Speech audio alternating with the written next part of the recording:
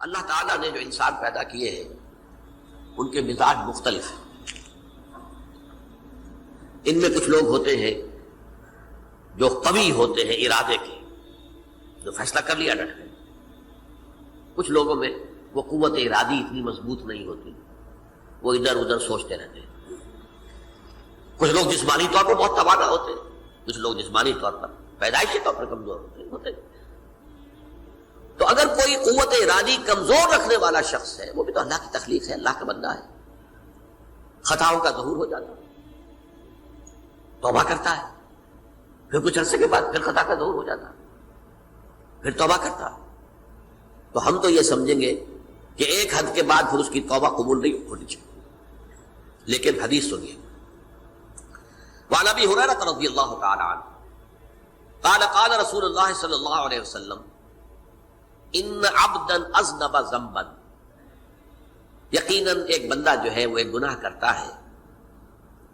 فقال، پھر وہ کہتا ہے رب، اے میرے پروردگار، اذنبت فاغفر، مجھ سے گناہ ہو گیا ہے، مجھے معاف فرما دے. فقال ربہ، تو پروردگار یہ کہتا ہے اعلم عبدی ان لہ ربا یغفر الذنب ویأخذ بہ، میرا یہ بندہ یہ جانتا ہے کہ اس کا ایک رب ہے جو گناہ معاف بھی کر سکتا ہے اور سزا دے بھی سکتا ہے. کیا مانی ہوئے؟ گناہ اس نے کیا ہے لیکن جانتا ہے اللہ کو تو وہ معاف بھی فرما سکتا ہے، تبھی تو وہ اللہ سے معافی کی درخواست کر رہا ہے. اس کے اس جاننے کی بنیاد پر، اس کے اس علم کی بنیاد پر، اس کے اس ایمان کی بنیاد پر فرمایا غفرت لعبدی، میں نے اپنے بندے کو معاف کر دیا. ثم مکث ما شاء اللہ، پھر وقت گزرا جتنا کہ اللہ نے چاہا. ثم اذنب ذنبا، پھر اس سے گناہ ہو گیا. فقال رب اذنبت ذنبا فاغفر، پھر کہتا ہے پروردگار مجھ سے گناہ ہو گیا، پھر مجھے معاف فرما دے. فقال ربہ، اللہ فرماتا ہے عالم عبدی ان لہ ربا یغفر الذنب ویأخذ بہ، میرا بندہ ہے نا جو جانتا ہے کہ اس کا ایک رب ہے، ایمان باللہ اس کے اندر ہے، تبھی تو پکار رہا ہے. اور یہ بھی جانتا ہے کہ وہ گناہ معاف بھی کر سکتا ہے اور چاہے تو پکڑ بھی سکتا ہے، سزا بھی دے سکتا ہے. تو فرمایا، اللہ تعالیٰ فرماتے ہیں میں نے فرمایا میں نے معاف کر دیا. ثم مکث ما شاء اللہ، پھر ایک عرصہ گزرا اس کے بعد. ثم اذنب ذنبا، پھر اس نے گناہ کیا. قال رب اذنبت ذنبا آخر، اس نے کہا پروردگار میں نے تو پھر ایک اور گناہ کر دیا، فاغفر لی، مجھے بخش دے. فقال اعلم عبدی ان لہ ربا یغفر الذنب ویأخذ بہ، میرا بندہ جانتا ہے نا کہ اس کا ایک رب ہے جسے وہ پکار رہا ہے، کہ وہ جانتا ہے کہ اسے اختیار حاصل ہے کہ چاہے تو بخش دے اور چاہے تو پکڑ لے. اس کے اس علم، اس ایمان کی بنیاد پر میں نے اسے معاف کر دیا. ایک اور حدیث، میں نے چونکہ اس گفتگو کے لیے ان احادیث پر تفحص کیا ہے، یہ تو بہت ہیں حدیثیں، میں نے ان میں سے کچھ چنی ہیں. ہمارے بعض واعظ ناصح وہ بھی کسی شخص کو روکتے رہے، برائیوں سے روکتے رہے، نہیں رکتا تو کہیں غصے میں آ کے اللہ تجھے کبھی معاف نہیں کرے گا. یہ کتنا بڑا جرم ہے، اس کا اندازہ کیجئے اس حدیث سے. تو میرے بندے کو میری رحمت سے مایوس کر رہے ہیں، کتنا بڑا جرم ہے اس کا اندازہ کیجئے.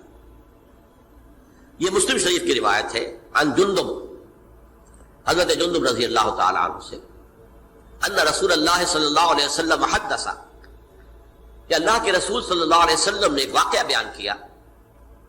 ان رجلا قال، کہ ایک شخص نے یہ کہا واللہ لا یغفر اللہ لفلان،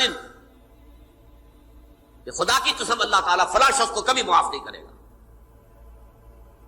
وَأَنَّ اللَّهَ تَعَالَى قَالَ، اس پر اللہ تعالیٰ نے یہ فرمایا مَنْ ذَا الَّذِي يَتَعَالَىٰ عَلَيَّ، یہ کون ہے جو میرے اوپر حکومت کرنے والا آ گیا، جو میری طرف سے حکم لگا رہا کہ میں کبھی معاف نہیں کروں گا.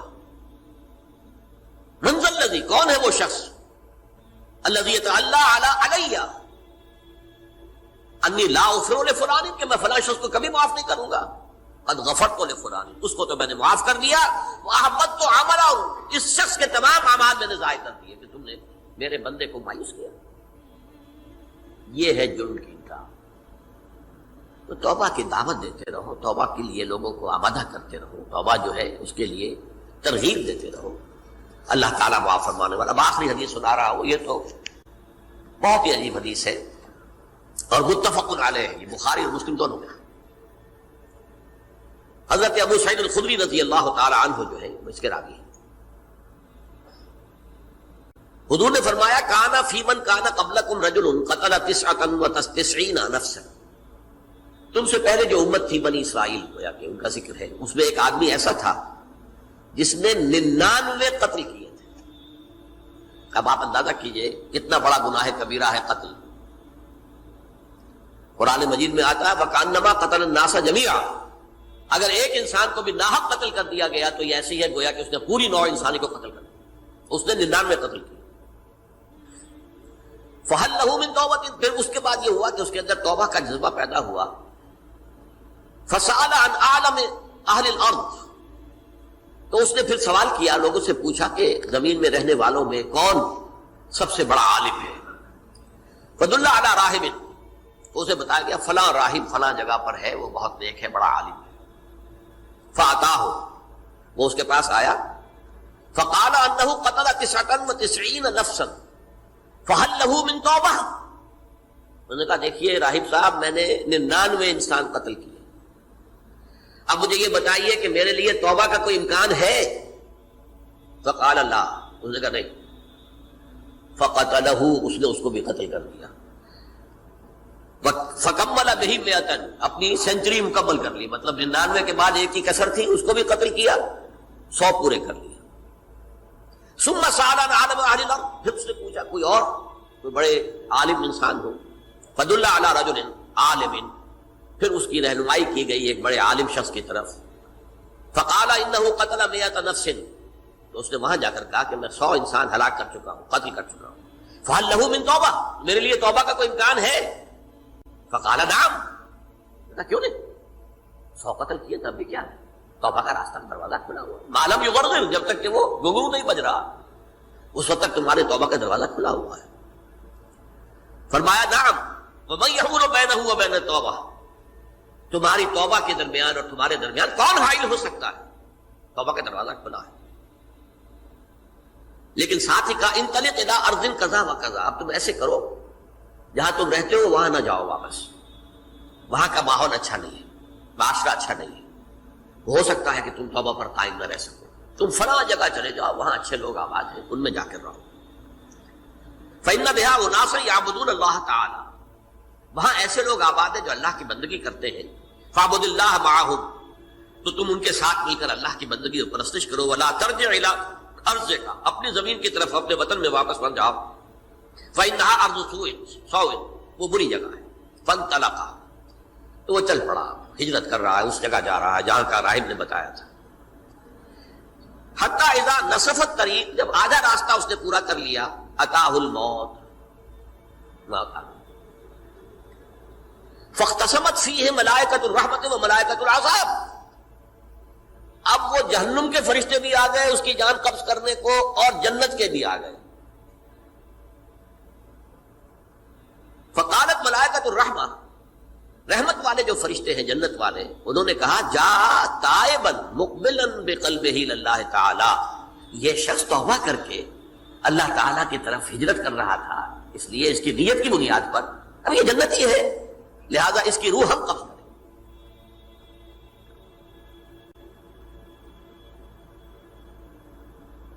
وقالت الملائکۃ العذاب. اور وہ جو عذاب والے فرشتے ہیں وہ کہیں گے انہ لم یعمل خیرا قط. تو نے توبہ کے بعد کوئی نیک عمل تو کیا ہی نہیں، تو کس بنیاد پر اس کو تم جنت میں لے جاؤ گے؟ اس کو تو دوزخ میں جانا چاہیے. فاتاہ ملک فی صورت الآدمی. تو ان کے پاس اللہ نے ایک اور فرشتے کو بھیج دیا، آدمی انسانی شکل کے اندر.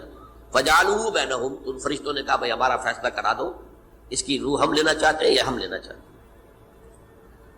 انہیں حکم بنا دیا. فقال قیسوا ما بین الارضین فإلی ایتہما کان اقرب. کہ تم فاصلہ ناپ لو جہاں سے وہ چلا ہے اور جہاں جا رہا تھا، اور یہاں اس کی موت ہو رہی ہے، تو کون سا فاصلہ زیادہ ہے؟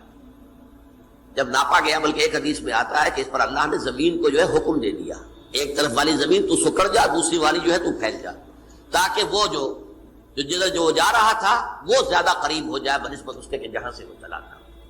تو اس فیصلے پر پھر جو فرشتے تھے، جو کہ رحمت کے فرشتے تھے، وہ اس بندے کو لے گئے جنت کے اندر۔ یہ ہے توبہ کی عظمت اور اس کی